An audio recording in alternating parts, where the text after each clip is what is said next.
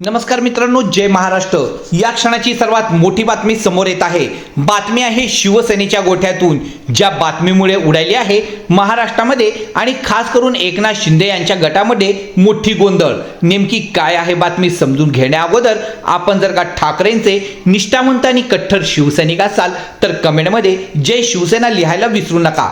आणि आपण हा व्हिडिओ कोणत्या शहरातून कोणत्या जिल्ह्यातून बघत आहात त्या शहराचे नाव आणि जिल्ह्याचे नाव सुद्धा कमेंट करायला विसरू नका। मित्रांनो, जय महाराष्ट्र। मित्रांनो, सध्या महाराष्ट्रातच नाही तर देशातील ठाकरे नावाची ताकद काय आहे हे सर्वांना चांगलंच कळून चुकलं आहे। मात्र या शिवसेनेला विजयाची संधी मिळाली होती आणि त्यातच ठाकरेंच्या शिवसेनेला मिळालेला हा विजय महाराष्ट्राच्या राजकारणामध्ये पुन्हा एकदा मोठा राजकीय भूकंप घडून आणताना दिसून येत आहे। मित्रांनो, सध्या महाराष्ट्राच्या राजकारणामध्ये स्थानिक स्वराज्य संस्था व नगर परिषदेच्या निवडणुकीचे रणधुमाळी सुरू झाले आहे, तर दुसरीकडे शिंदे गटाचे स्टार प्रचारक कुठे आहेत आणि काय करत आहेत, त्यांचा प्रचार कसा चालू आहे हे कोठेही सोशल मीडियावर आणि टीव्हीवर दिसत नाही आहे। मात्र दुसरीकडे उद्धव ठाकरेंकडे येणाऱ्याची संख्या वाढत असल्याचंही दिसून येत आहे आणि एकनाथ शिंदेंना एकावर एक धक्के उद्धव ठाकरे हे देताना दिसून येत आहे। म्हणून तर उद्धव ठाकरेंना महाराष्ट्रामध्ये बिग बॉस म्हणून ओळखलं जातं।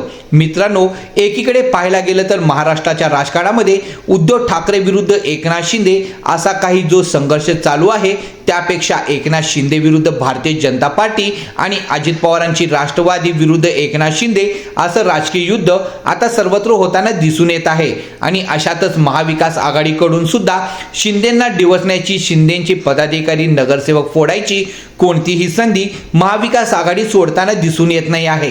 तर दुसरीकडे ठाकरेंची शिवसेना संपली आहे। कुठे आहेत त्यांचे कार्यकर्ते, कुठे आहेत त्यांचे नेते, असा सवाल शिंदे गटाकडून वारंवार केला जात आहे। आणि अशातच उद्धव ठाकरे यांच्या शिवसेनेसाठी मोठी व आनंदाची बातमी समोर येताना दिसून येत आहे।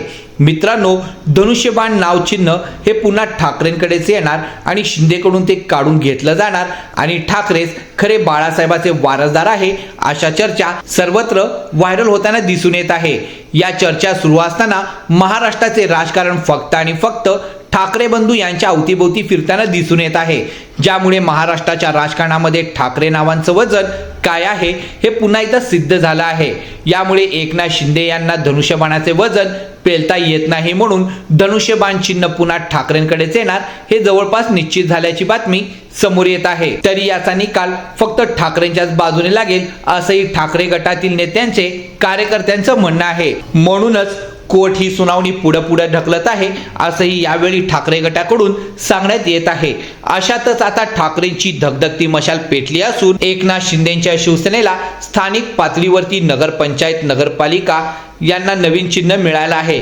काही ठिकाणी तलवार, काही ठिकाणी ढाल, तर काही ठिकाणी हत्ती, तर काही ठिकाणी हातोडा, तर काही ठिकाणी छत्री असे वेगवेगळे चिन्ह घेऊन महायुतीसोबत किंवा शहर आघाडी म्हणून त्या निवडणुका एकनाथ शिंदे गट लढताना दिसून येत आहे। तर ठाकरेंचं धनुष्यबाण सोडत असताना शिंदे मात्र त्या चिन्हावर लढत नाही, त्यामुळे उद्धव ठाकरेंचा विजय आता जवळपास निश्चित मानला जात आहे। त्यामुळे आता सुप्रीम कोर्टाच्या म्हणण्यानुसार शिंदेच्या हातून धनुष्यबाण नाव चिन्ह जाणार हे जवळपास आता निश्चित झालं आहे। देशाचे सरन्यायाधीश म्हणून सूर्यकांत यांनी आपला पदभार स्वीकारला आहे।